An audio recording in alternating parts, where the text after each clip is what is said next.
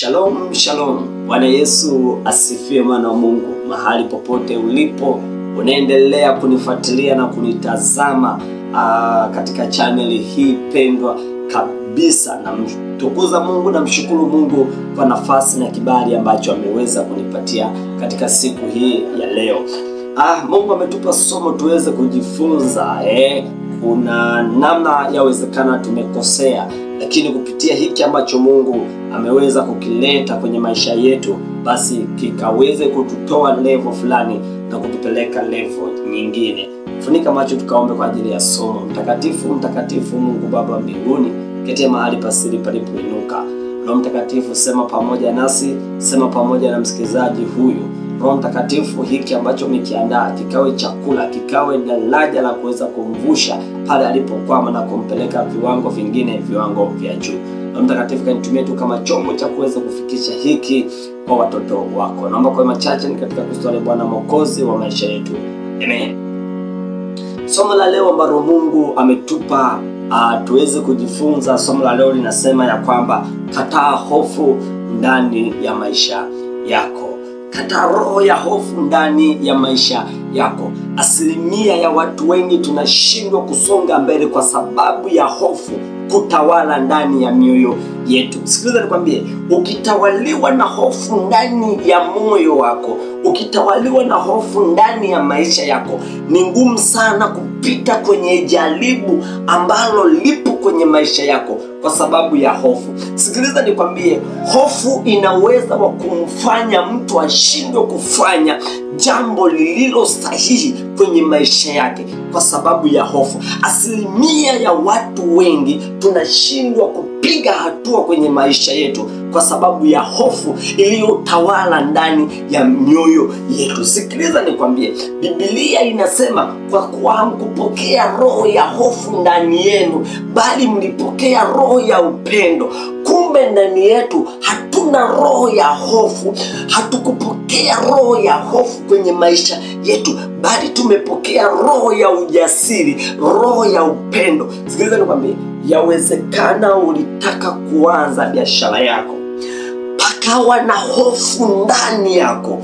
Shetani akaleta hofu ya kwamba hiyo biashara hautapata faida, bali utapata hasara. Sikiliza nikwambie, hofu ina uwezo wa kumfanya mtu ashindwe kufanya jambo lililokuwa lina faida kwenye maisha yake, bali hofu ikatawala, ikamfanya kuwa kwamba hili jambo linaenda kuwa hasara.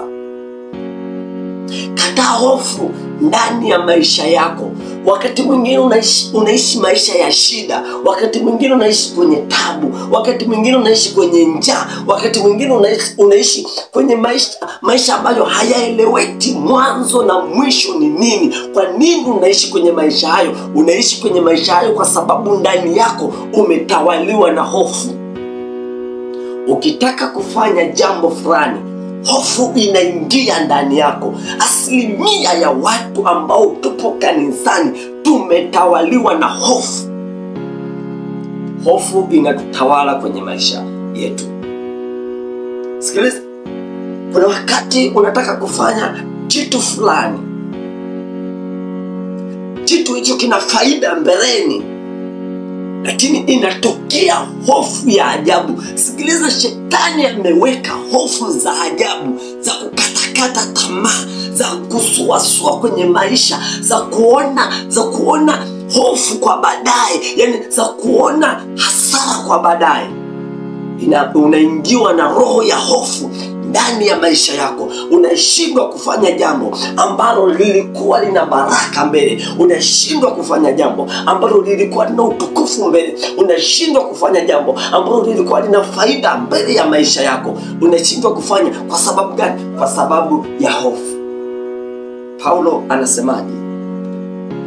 Paulo anasema katika kitabu cha Wakorinto, ile sura yake ya Wakorinto wa kwanza, ile sura yake ya Wakorinto wa pili, ile sura yake ya kwanza na ule mstari wa 7. Biblia inasema, maana Mungu hakutupa roho ya uoga, bali ya nguvu na ya upendo na ya moyo wa kiasi. Hatukupewa roho ya uoga, yani maana yake hofu. Hatukupewa roho ya hofu, hatukupewa roho ya mashaka, hatukupewa roho ya kurudi nyuma, bali tulipewa roho yenye nguvu. Sikiza nikwambie, ukitaka kufanya jambo lako, fanya jambo kwa nguvu, fanya jambo kwa upendo wa Mungu. Kataa roho ya uoga kwenye maisha yako. Roho ya uoga, roho ya hofu, roho ya hasara inakutia umasikini kwenye maisha yako. Paulo anasemaje tena? Twende kitabu cha Warumi sura ya 8 mstari wa 15. Inasema, kwa kuwa hamkupokea tena roho wa utumwa iletayo hofu, bali mlipokea roho ya kufanywa wana, ambayo kwa hiyo twalia Aba, yani Baba. Sikiliza, Paulo anasema katika kitabu cha Warumi sura ya 8 mstari wa 15, kwa kuwa hatukupokea roho ya utumwa ambayo inaleta hofu ndani yetu, bali tulipokea roho ya Mungu ambayo hii roho haina hofu ndani yake. Sikiliza, watu wengi wanashindwa kufanya mambo yao kwa sababu wana roho ya hofu, wana roho ya uoga. Ukitaka kufanya jambo unakuwa mtu wa kuogopa. Ukitaka kufanya kitu fulani unakuwa mtu wa mashaka. Ukitaka kufanya kitu fulani unakuwa mtu wa hofu, unakuwa mtu muoga. Sikiliza nikwambie, una ujasiri ndani yako kwa sababu ndani yako una Yesu, kwa sababu ndani yako umemwamini Mungu. Hiyo roho ya uoga inatoka wapi? Kataa kwenye maisha yako roho ya uoga, inakutia umaskini. Usifanye jambo kwa uoga, usifanye jambo kwa hofu, usifanye jambo kwa mashaka. Kataa kufanya kitu kwa mashaka, kataa kufanya kitu kwa uoga, kataa kufanya kitu kwa kuona kwamba kesho yangu nitapata hasara. Kataa hayo mawazo. Sasa kuna wakati unataka kufanya jambo la baraka, kuna wakati unataka kufanya jambo lina faida kwenye maisha yako. Uoga unakutia hasira, unakutia hasara. Uoga unakufanya unashindwa kusonga mbele. Uoga unakufanya wewe usiwe mtu wa faida. Uoga unakufanya uwe mtu wa hasara. Usiruhusu hiyo roho kwenye maisha yako. Usije ukaruhusu hiyo roho, mwana wa Mungu. Kataa kabisa hiyo roho ya hofu kwenye maisha yako. Kataa hiyo roho ya uoga. Usifanye jambo kwa uoga, usifanye jambo kwa mashaka. Fanya jambo kwa kumwamini Mungu. Ndani yako uwe na roho ya ujasiri, usiwe na roho ya hofu, usiwe na roho ya uoga. Wengine unajikuta unatamani sana kuimba, unatamani sana kumsifu Mungu. Ukitaka kushika maiki, hofu. Ukitaka kushika maiki, uoga. Lakini ndani yako unakuwa na roho, unatamani. Ukimwona mtu fulani anaimba, unatamani na wewe uimbe. Lakini kinachokutia mashaka ni nini, mwana wa Mungu? Wakati Biblia inasema kwa kuwa hamkupokea roho iletayo hofu ndani yenu, unakuwa na hofu ya nini? Hofu inatoka wapi? Kwa nini hofu itawale kwenye maisha yako? Kataa roho ya hofu. Asilimia ya watu wengi tunashindwa kusonga mbele. Hofu imetawala ndani yetu, imetawala ndani yetu. Mashaka yametawala ndani yetu. Usifanye jambo kwa mashaka, usifanye jambo kwa hofu, usifanye jambo kwa uoga. Fanya jambo kama roho inavyotaka, na hautakuja kupata hasara kwenye maisha yako. Usifanye jambo kwa kuwaza kesho yangu nikapata hasara. Usifanye jambo hilo. Fanya jambo kwa ujasiri. Fanya jambo kwa roho ya kupiga hatua. Fanya jambo kwa roho ya kwenda mbele. Fanya jambo kwa roho ya ushindi. Usifanye jambo kwa kuwa na wasiwasi. Usifanye biashara ya uoga. Fanya biashara, haijalishi mtu fulani atakutazamaje kulingana na umri ulionao. Hapana, kama ni kuuza mboga. Yaani leo tuna vijana mtaani wameshindwa kufanya kazi, hawajasoma, hawana elimu, lakini wameshindwa kuuza mboga. Kwa sababu gani? Uoga, hofu, wanajitazama. Hivi watu watanitazamaje? Sikiliza, usifanye jambo kwa sababu eti watu watakuangaliaje. Usifanye jambo kwa sababu watu watakutazamaje. Mwangalie Mungu. Mungu ndo mtu ambaye unatakiwa muangalie, usimwangalie mwanadamu. Hakulishi. Mungu kama amekupa neema ya kufanya kitu kwenye maisha yako, fanya hicho kitu huku ukimtegemea Mungu. Mungu amekuandalia baraka. Mungu amekuandalia baraka nyingi kwenye familia yako. Kwa nini unafanya jambo kwa uoga? Usifanye jambo kwa uoga, mwana wa Mungu. Sikiliza, kuna wakati kabisa unataka kufanya